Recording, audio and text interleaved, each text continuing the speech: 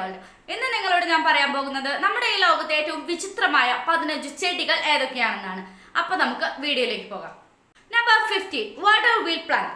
ജലചക്ര സസ്യം എന്നറിയപ്പെടുന്ന ഇത് ആഡ്രോഡവാണ്ട എന്ന പൂച്ചെടികളുടെ ജനസിൽ നിലവിലുള്ള ഏക ഇനമാണ്.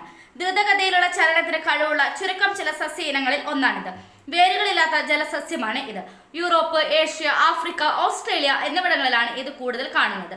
കഴിഞ്ഞ നൂറ്റാണ്ടുകളിലുടനീളം ഈ ചെടി വളരെ അപൂർവമായി തീർന്നുകൊണ്ടിരിക്കുകയാണ്. Number 40, desert rose. സാധാരണയായി മരുഭൂമിയിലെ റോസ് എന്നാണ് ഇത് അറിയപ്പെടുന്നത്. ഇത് അപ്പോസിനോയിയുടെ കുടുംബത്തിലെ നെറിയ എന്ന ഗോത്രത്തിൽപ്പെടുന്ന ഒരു വിഷസസ്യമാണ്. ഇതൊരു നിത്യഹരിത അല്ലെങ്കിൽ വരൾച്ചയെ നേരിടുന്ന ഒരു ഇലപൊഴിയും കുറ്റിച്ചെടിയാണ്. പൂക്കൾ ചുവപ്പും പിങ്ക് നിറവുമാണ്. പലപ്പോഴും തണ്ടിന്റെ പുറംഭാഗത്ത് വെളുത്ത നിറമായിരിക്കും. ടാൻസാനിയ, സൊമാലിയ എന്നിവിടങ്ങളിലെ ഈ ചെടിയുടെ ജന്മദേശം ആഫ്രിക്കയാണ്. Number 30, cobra lily. നിരവധി സസ്യങ്ങളുടെ പൊതുവായ പേരാണ് കോബ്ര ലില്ലി. പൂവിന് ഒരു മൂർഖന്റെ തൊപ്പിയോടുള്ള സാമ്യം കൊണ്ടാണ് ഈ പേര് ഉരുത്തിരിഞ്ഞത്. വടക്കൻ കാലിഫോർണിയയിലും ഒറിഗോണിലും കാണപ്പെടുന്ന ഈ സസ്യം പടിഞ്ഞാറൻ അമേരിക്കൻ ഐക്യനാടുകളിലെ ഒറിഗോണിലും കാണപ്പെടുന്നു. സാധാരണയായി തണുപ്പും ഈർപ്പവും ഉള്ളതായി കാണപ്പെടുന്നുണ്ടെങ്കിലും വർഷത്തിൽ പല മാസങ്ങളിലും വരണ്ട കാലാവസ്ഥയിലാണ് ഈ ചെടി കാണപ്പെടുന്നത്. നമ്പർ 12, സീഫീഡ്. കടൽപ്പായൽ എന്നാണ് ഇതിനെ വിളിക്കുന്നത്. കെൽപ്സ് പോലുള്ള കടൽപ്പായൽ ഇനങ്ങൾ മത്സ്യബന്ധനത്തിനും മറ്റ് സമുദ്ര ജീവികൾക്കും അത്യാവശ്യമായ നഴ്സറി ആവാസവ്യവസ്ഥ നൽകുന്നു. അതുവഴി പക്ഷി സ്രോതസ്സുകളെ സംരക്ഷിക്കുന്നു.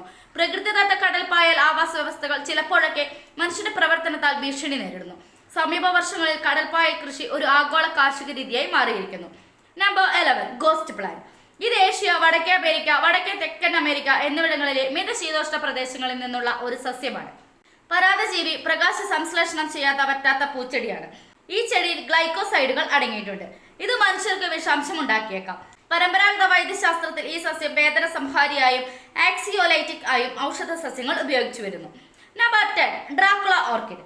പൂന്തോട്ട പരിപാലന വ്യാപാരത്തിൽ ഡ്രാക്ക് എന്ന് ചുരുക്കി വിളിക്കപ്പെടുന്ന ഓർക്കിഡ് ജനസിൽപ്പെട്ട ഒന്നാണ് ഇത്. മധ്യ അമേരിക്കയിലും വടക്കു പടിഞ്ഞാറൻ ആൻഡീസിലും കാണപ്പെടുന്ന എപ്പിഫൈറ്റി കരയിൽ വളരുന്ന ഒരു ഇനങ്ങളാണ് ഇവ. ഏകദേശം പകുതിയോളം ഇക്വഡോറിലാണ് ഇവ കാണപ്പെടുന്നത്. തണലും തണുത്ത താപനിലയുമാണ് ഇവ ഇഷ്ടപ്പെടുന്നത്. Number 9, picture plant. പിച്ചർ സസ്യങ്ങൾ മാംസഭോജികളായ സസ്യങ്ങളാണ്.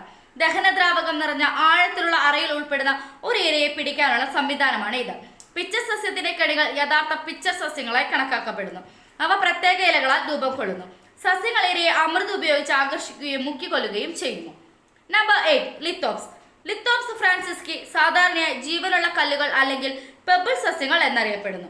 നമീബിയയിലെ വരണ്ട മരുഭൂമി പരിതസ്ഥിതികളിൽ മാത്രം കാണപ്പെടുന്ന ഒന്നാണ് ഇത്. വരണ്ടതും മിതമായ വാർഷിക താപനിലയിലുള്ളതുമായ കാലാവസ്ഥയിലാണ് ഇത് വളരുന്നത്. ഇതിന് പരുക്കാൻ നല്ല നീർവാർച്ചയുള്ള മണൽ മണ്ണ് ആവശ്യമാണ്.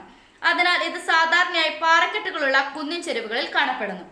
Number 7, sensitive plant. കരീബിയൻ, ദക്ഷിണ മധ്യ അമേരിക്ക എന്നിവിടങ്ങളിൽ നിന്നുള്ള ഒരു സസ്യമാണ് ഇത്. പ്രധാനമായ പോഷക സാന്ദ്രത കുറഞ്ഞ മണ്ണിലാണ് ഇത് കാണപ്പെടുന്നത്. തൊട്ട് കഴിഞ്ഞാൽ ചുരുങ്ങുകയും സെക്കൻഡുകൾക്കുള്ളിൽ അതേപടി ആവുകയും ചെയ്യുന്ന ഈ ചെടിക്ക് തൊട്ടവാടി എന്നും അറിയപ്പെടുന്നു. കൃഷിയിൽ ഈ ചെടി മിക്കപ്പോഴും ഒരു ഇൻഡോ ഹെസ്രോകാല വറ്റാത്ത സസ്യമായിട്ടാണ് വളർത്തുന്നത്. നമ്പർ 6, ബയോബാബ്. ഈ സസ്യത്തെ തലക്കീഴായ മരം എന്നാണ് അറിയപ്പെടുന്നത്. നഗ്നനേത്രങ്ങൾ കൊണ്ട് തിരിച്ചറിയാൻ കഴിയുന്നത്ര വേഗത്തിലുള്ള ചലനത്തോടെ പൂക്കൾ സന്ധ്യാസമയത്ത് തുറക്കുന്നു. കൂടാതെ വൃക്കയുടെ ആകൃതിയിലാണ് ഇതിന്റെ വിത്തുകൾ. 5 മുതൽ 30 മീറ്റർ വരെ ഉയരമുള്ള ചെറുതും വലുതുമായ ഇലപൊഴിയും മരങ്ങളാണ് ബയോബാബുകൾ. ദിവസങ്ങളോളം നിലനിൽക്കുന്ന പൂക്കളാണ് ഇതിലുള്ളത്. Number 5, Hydnora africana. ഈ സസ്യം ദക്ഷിണാഫ്രിക്കയിൽ നിന്നുള്ളതാണ്. യൂഫോബിയേസി കുടുംബത്തിലെ അംഗങ്ങളുടെ വേരുകളിൽ പരാതമാണ് ഇത്. ഇതിനെ കുറുക്കൻ ഭക്ഷണം എന്ന് വിളിക്കുന്നു. സസ്യത്തിന് പുഷ്പം ഒഴികെ ബാക്കി മണ്ണിനടിയിൽ വളരുന്നു. ഈ ചെടിയുടെ സസ്യഭാഗങ്ങൾ ഒരു സസ്യത്തെക്കാൾ ഒരു ഫംഗസിനോട് സാമ്യമുള്ളതാണ്. ഈ സസ്യങ്ങൾക്ക് ക്ലോറോഫിലും പ്രകാശ സംശ്ലേഷണവും നടത്തുന്നില്ല. നമ്പർ 4, വെൽവിഷ്യ മിറാബിലസ്. വെൽവിഷ്യ മിറാബിലസ് എന്ന ഇനം മാത്രം ഉൾക്കൊള്ളുന്ന നക്ടോഫൈറ്റുകളുടെ ഒരു ഏകരൂപ ജനുസാണ് വെൽവിഷ്യ. ഇതിനെ ചിലപ്പോൾ ട്രീം ടാമ്പോ എന്ന് വിളിക്കുന്നു. അങ്കോള, നമീബിയ എന്നിവിടങ്ങളിൽ നിന്നാണ് ഇതിന്റെ ജന്മദേശം.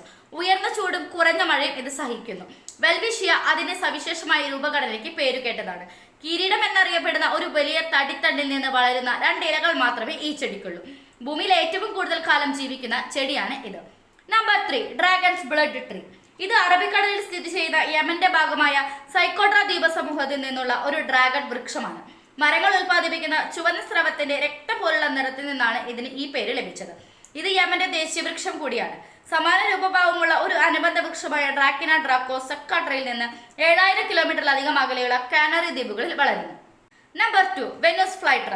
അമേരിക്കൻ ഐക്യനാടുകളുടെ കിഴക്കൻ തീരത്തുള്ള നോർത്ത് കരോലിനയിലെയും സൗത്ത് കരോലിനയിലെയും മിതശീതോഷ്ണ ഉപോഷ്ണ മേഖലാ തണ്ണീർത്തടങ്ങളിൽ നിന്നുള്ള ഒരു മാംസഭോജ്യ സസ്യമാണ് ഇത്.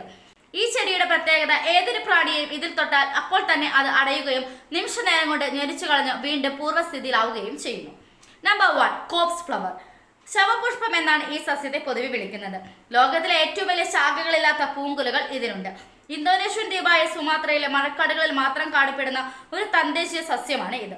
ഇതിന്റെ പൂവ് വളരെ അപൂർവമായി ഒരു ചെറിയ കാലയളവിലേക്ക് മാത്രം വിരിയുകയും പരാഗണകാരികളെ ആകർഷിക്കുന്ന ചീഞ്ഞ മാംസത്തിന്റെ ശക്തമായ ഗന്ധം പുറപ്പെടുവിക്കുകയും ചെയ്യുന്നു. ഈ വീഡിയോ നിങ്ങൾക്ക് ഇഷ്ടമായാൽ ലൈക്ക് ചെയ്യുക. അതുപോലെ നിങ്ങളുടെ അഭിപ്രായങ്ങളും നിർദ്ദേശങ്ങളും കമന്റ് ബോക്സിൽ ടൈപ്പ് ചെയ്യുക. Thanks for watching.